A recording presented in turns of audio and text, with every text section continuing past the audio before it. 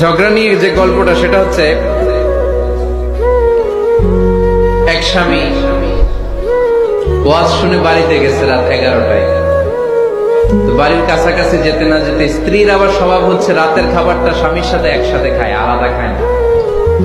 তো বাড়ির সামনে যে স্বামী ফোন দিছে ওয়াইফকে, এই শুরু করার আগে দরজাটা খোলো, আমি চলে আসছি। তো ওয়াইফ এসে দরজা খুলে দিচ্ছে। এবার স্বামী ঘরে ঢুকে বলে, শুরু করার আগে রাতের খাবারটা দিয়ে দাও টেবিলে, খেয়ে ফেলি। স্ত্রী বেচারি ডাইনিং টেবিলে খাবার দিয়েছে, হাজবেন্ড বেচারা ওয়াশরুম থেকে ফ্রেশ হয়ে ডাইনিং টেবিলে বসেছে, স্ত্রীও বসেছে। তো খুব বড্ড গরম। হাজবেন্ড বলে, শুরু করার আগে ফ্যানটা ছাড়। এইবার তো স্ত্রী বেচারি রেগে মেগে আগুন, কি আসার পর থেকে শুরু করার আগে কি শুরু করার আগে? হাজবেন্ড বলে, এই তো শুরু হয়ে গেল। মানে কি? ঝগড়া। মানে কি? ঝগড়া। প্রিয় ভাইয়েরা, ঝগড়া করবেন না।